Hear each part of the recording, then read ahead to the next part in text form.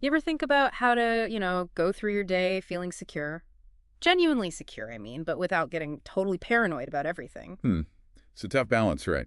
Especially these days. Exactly. And that's precisely what we're diving into today. We're looking at this really powerful framework, something actionable for sharpening your awareness in modern life.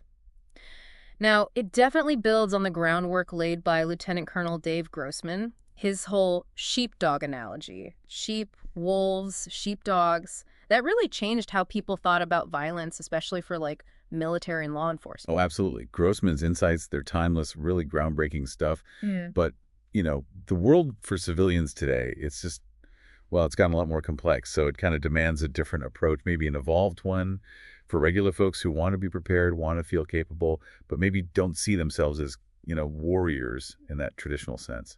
And that's exactly where today's focus is. We're talking about the gray, the white, and the black, a tactical awareness framework for the modern civilian. And this isn't just some abstract idea, it's a practical system developed by Mickey Middaugh, the founder of Gray Matter Ops. Right. And gray matter ops, their whole mission, it's clear, it's powerful, and it guides what they do. Train the mind, win the fight. Okay, train the mind, win the fight. Love that. So let's unpack this framework. When we talk situational awareness, where does Mickey Middaugh say most of us, well, where do we start? What's that kind of default setting? Yeah. So Mickey defines that starting point as condition white. Basically, these are folks who are generally unaware, maybe unprepared, often just really distracted by, their phone, their thoughts, whatever. It's that state before you consciously start paying attention. It lines up pretty closely with Grossman's original condition white concept, that sort of baseline state. Ignition way? Okay. So what does that actually look like day to day? Can you maybe paint a picture for us? Like a common scenario? Oh, definitely. Think about someone walking down a busy street, right?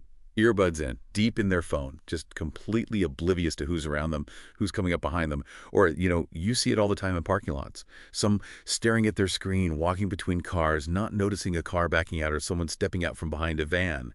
It could also be simpler things, like sitting in a restaurant or a coffee shop with your back totally facing the door, Yeah. not clocking who comes in, not even having a quick mental scan of where the nearest exit is, just in case. We've all probably been there at some point, lost in the moment. That's incredibly relatable. And it sounds like being in condition white isn't just like a minor risk. It feels like an open invitation almost. What are the real dangers there? It really is an invitation, unfortunately, because the people operating in what we'll call condition black, the threats they're actively looking for, white-level targets. Why? Because being unaware makes you incredibly easy to surprise, easy to isolate from others, and frankly, simple to ambush. There's basically no resistance. So they're attractive targets. Exactly. The path of least resistance. But it's important, right, to stress that gray matter ops isn't about blaming people for being in white. It's more about empowerment, moving out of it. Absolutely. 100%. As Mickey Middaugh always emphasizes, the goal isn't paranoia. Nobody wants to live like that. It's about developing what he calls intentional perception, making awareness a conscious habit, something you practice.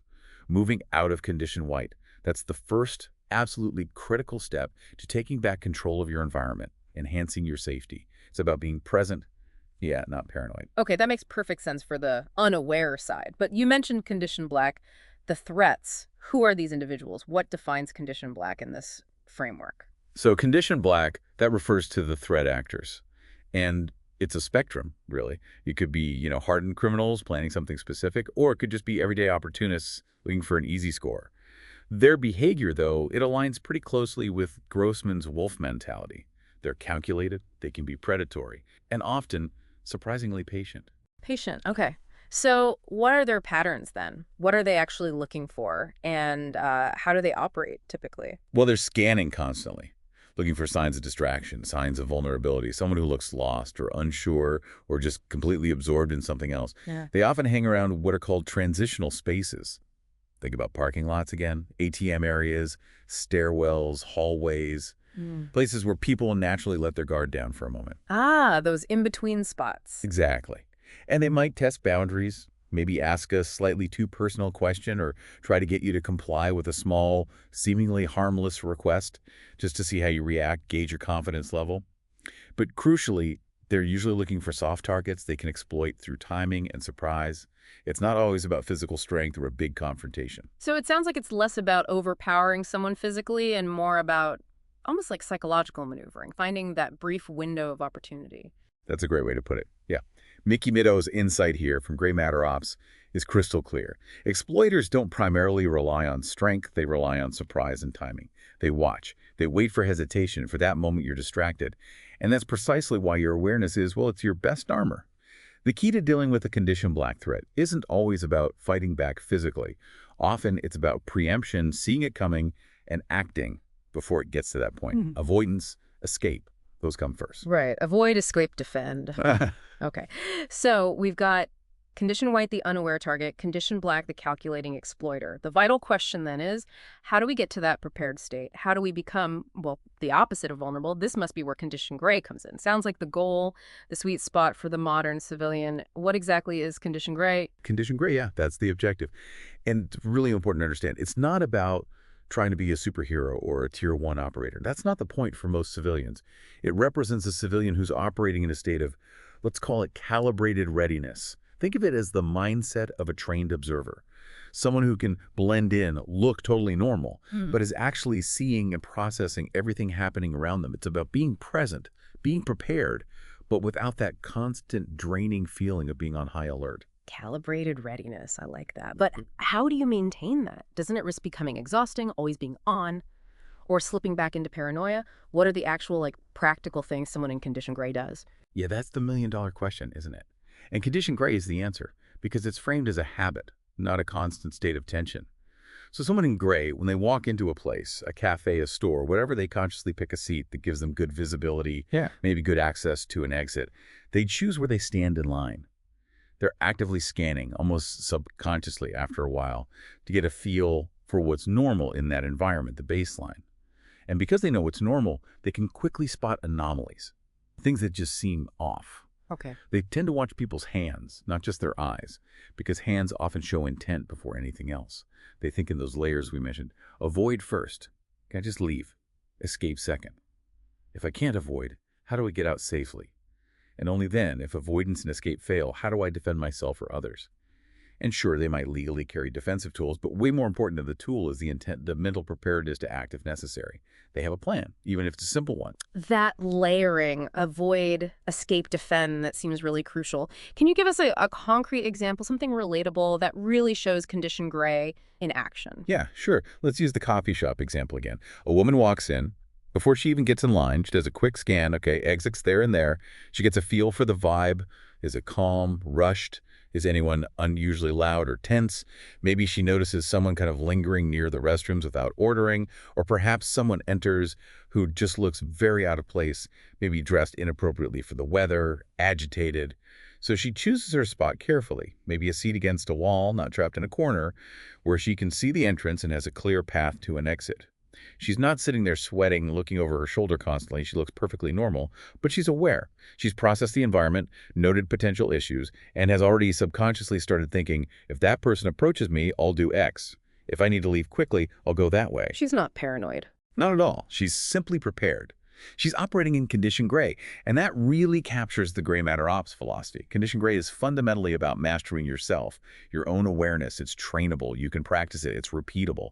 And honestly, in today's world, it feels pretty necessary. Okay, this framework makes a lot of intuitive sense, but it does bring up a question. Why was this evolution needed? Grossman's sheepdog model is so well known. Why did Mickey Mida and Gray Matter Ops feel the need to develop this gray, white, black structure specifically for civilians? That's a really insightful question. It gets right to the core of why Gray Matter Ops exists, really. Lieutenant Colonel Grossman, he gave us this incredibly powerful ethical framework, right? The moral duty, the protector, the sheepdog. It resonated deeply, especially in military and law enforcement circles. But the civilian world today, well, you've got the issue of soft targets everywhere. You have complex legal considerations after any self-defense incident. You've got digital surveillance changing things.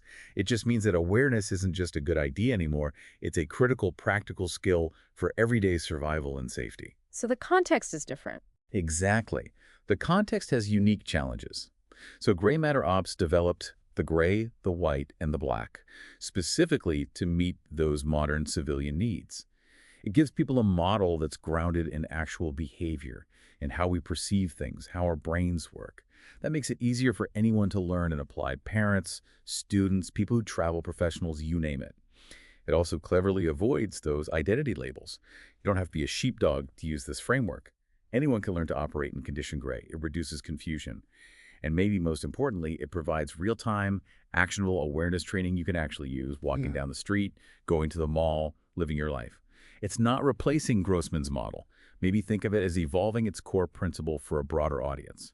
You are ultimately responsible for your own readiness. Okay. So for listeners who are hearing this and thinking, right, I want to learn more, I want to apply this, how does Gray Matter Ops actually integrate this framework? Where would people encounter it in their training or content?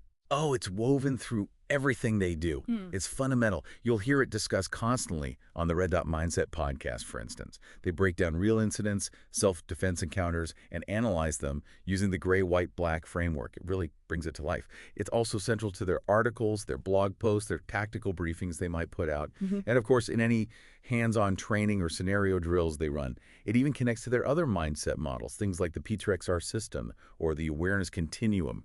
It's really a foundational piece. There's a quote from Mickey Middaugh that always sticks with me. Awareness is not a switch, it's a state. And once you learn to live in gray, you'll never go back. It really captures that shift in perspective. Once you learn to live in gray, you'll never go back. Wow, that's powerful. Okay, so wrapping this up, what's the big takeaway for you, the listener, as you go about your day after hearing this? I think the core message is empowerment. You personally are responsible for your own readiness. And this framework, the gray, the white, and the black, gives you a clear, understandable, and actionable way to achieve that calibrated readiness. It lets you be more aware, more prepared, more capable without needing to adopt a whole new warrior persona. It's about being effective and confident right where you are in your everyday life. Makes sense. So here's something to maybe chew on as you go. How could changing just one small habit, maybe putting the phone away when you walk through a parking lot, or consciously choosing where you sit in a cafe, just one small shift from condition white towards condition gray, how could that fundamentally change how safe you feel, how in control you feel, how much more present you might be? And if you want to explore this further, get more of those real-world breakdowns and practical insights for civilian defense, definitely check out the Red Dot Mindset podcast. You can find it easily online at Red Dot Mindset. Train the mind. Win the fight. Stay gray. Stay ready.